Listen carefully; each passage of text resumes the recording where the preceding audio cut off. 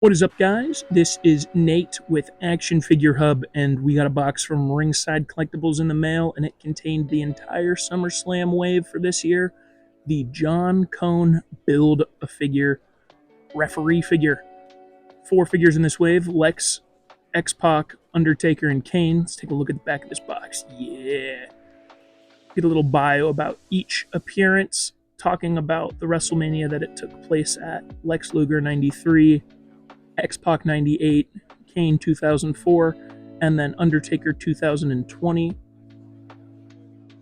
Yeah, I'm excited. Let's start cracking into these. The first figure we have here is Lex Luger, and this is based off his 1993 SummerSlam win. He went up against Yokozuna. Funny little story, as most people do know, if you're in the wrestling fandom, Lex Luger apparently leaked at a bar that he was going to be winning the title, either the night before or before the show, and the decision to have him win was changed. He still won, but in such a way that he did not take the title. His face sculpt and attire does look really solid. Some complaints online about his thong type deal. I'd say his head sculpt kind of looks, the way his hairline is like already receded makes him look older. This is like a WCW Lex or something. I don't know. His head is what throws this figure off for me. I do like the body. You get good articulation. All articulation between these figures is pretty standard, with the head pivot, joints at the shoulders, upper bicep swivel, double jointed bicep, wrist articulation. Get a good ab crunch with this Lex. Of course, he has the waist swivel. His legs kick out a good ways. That's the one thing I'm noticing with a lot more of these modern WWE figures, is their legs kick horizontally a lot better than they used to. Of course, he was able to kick forward. Good double jointed knee. Upper boot rotation. You get a hinge at these ankles, and if I had to pick one piece of articulation for every WWE figure to get, would be a better ankle pivot. This pose right here was the first pose to come to mind. It was kind of the iconic slam that Lex was able to get on Yokozuna. Unfortunately, I do not have the red pant Yokozuna figure, which would be more accurate to their match. But I do have this old Hall of Fame Yokozuna figure that we got the slam recreated with. I do think this is a solid Lex. It is the only one that I have in my collection, and so I do not have any other Lexes to compare it to. Here we have X-Pac, and this is probably the figure I was the least excited for. Of course, I had to get it because it came with the ref torso, and you need that to make the ref, of course. This is based off his 1998 SummerSlam appearance. He went up against Double J, Jeff Jarrett. And yeah, his face sculpt is pretty solid, although he must have been spending one night in China, as I have a big smear of white paint on his forehead. Which is really unfortunate. I hate it when you get a paint error and it is right on the face of the figure. I'm scared to take acetone to it because I do not have the steadiest of hands, and I do not want to take off poor Sean's eyes. I don't think he'd like that too much either. He won't be enjoying his nights in China. Articulation, again, very similar between this figure. I would say his ab crunch is not disappointing. That's the main thing I critique with these WWE figures, is sometimes the ab crunches vary the most. You do see the knee pads do affect your ability to get motion out of that double jointed knee, but there are some people that just cut the knee pads off to get that motion. I didn't notice his elbow pads restricting elbow movement too much.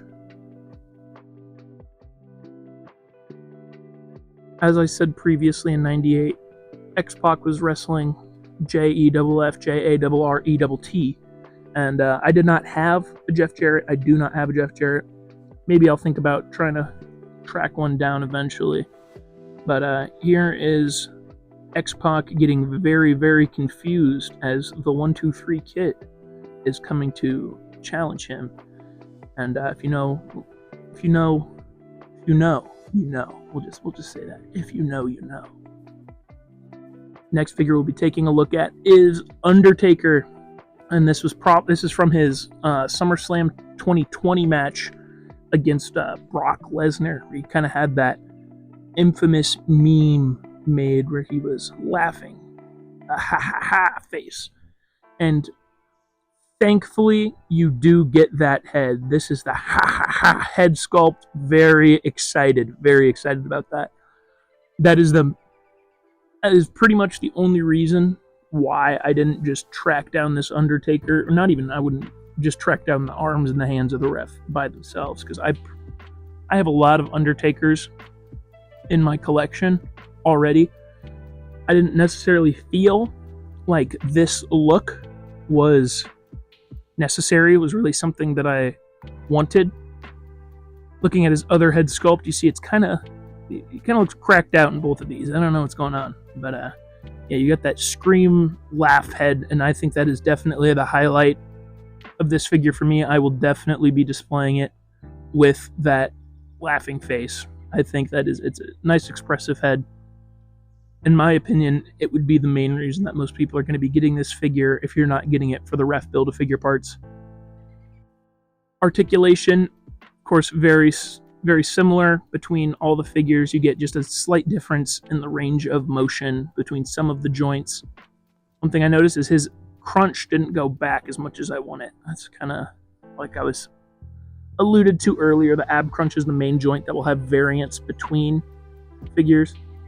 I thought it was kind of crazy that Undertaker could hit that much of a split. Undertaker was 50 something at the time that this match took place. I think he was nearing 60. So yeah, I don't think he's doing the splits. If you see, the sculpt of the pant leg does affect moving Undertaker's foot forward and back, but if you've bought an Undertaker Elites before, then that is nothing new. This is a pose I had inspired by the laugh that took place. Yeah. I thought that was I remember watching SummerSlam live and watching this match. I remember the middle finger and the Kimura. I don't know if we'll ever get a middle finger Brock Ultimate, especially with his recent issues, but who knows, maybe we'll get that and I'll do that look next. The final figure that we'll be taking a look at today is Kane, based off his 2004 SummerSlam match against Matt Hardy. I forget exactly what the stipulation was called, but it was a love match. Kane was feeling horny and was going for Lita. The only things that you get with this Kane, other than him being a bozo and falling, are 2 open hands to complement his 2 choke slamming hands. And I think this is a pretty good face sculpt, sculpt-wise. Like, I think it looks good, but I don't know what it is about this figure, but something just looks off. I don't know. I was trying to decide what it is, and it's like his head doesn't necessarily look small, but it doesn't look the most proportionate. Looking at pictures of Kane, I think it's just his torso. I want it to be just slightly larger.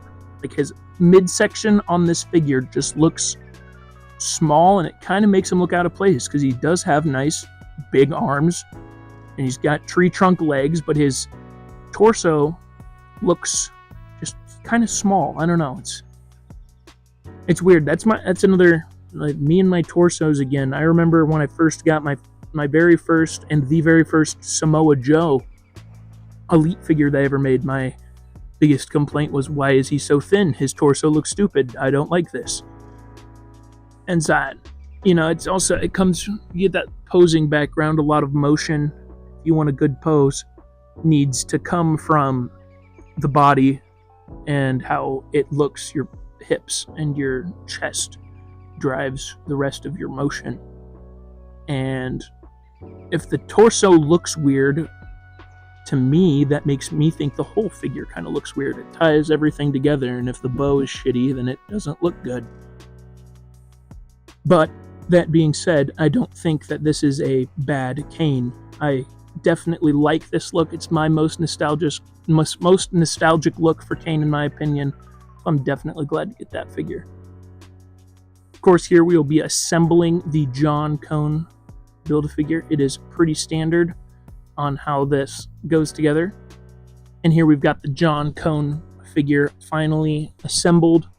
And yeah, I really, really like this. I knew I was interested in the Kane, and I knew I was kind of interested in the Lex. Didn't have a Lex in the collection, would have loved to pick one up. And once I saw it was not only a referee Build-A-Figure, but like an official referee, John Cone, not just a special guest referee, I knew I had to get the whole wave, as much as my bank account may not have liked me to.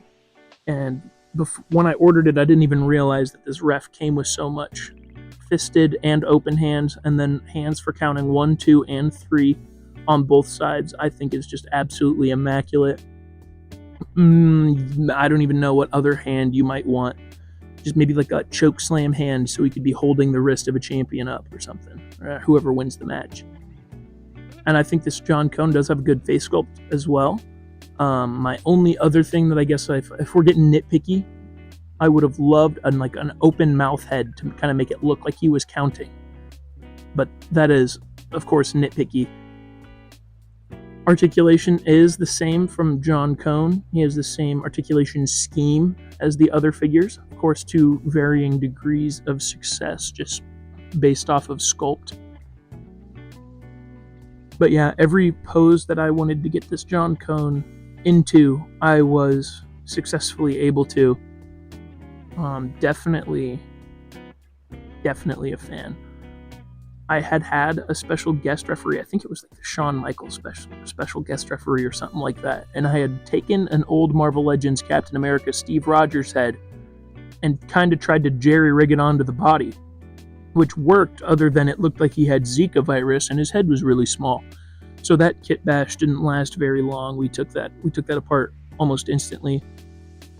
This is a pose inspired by something that happened in real life. Roman won a match in his Big Dog era, and John Cone was officiating and pointed at him. So we just gave him this, recreated the pose, but as the tribal queef. Here's the whole wave together. Kane was the figure I anticipated the most and was slightly disappointed with. X-Pac, he was pretty mid. I didn't really care for the figure, and I wasn't blown away when I got it in hand. The mayonnaise on his forehead doesn't make that any better. Undertaker pleasantly surprised me, likewise with Lex Luthor, and I think that the John Cone Bath is the highlight of the wave. Thank you guys for watching. Hope you like, comment, share, and subscribe, and have a great rest of your day.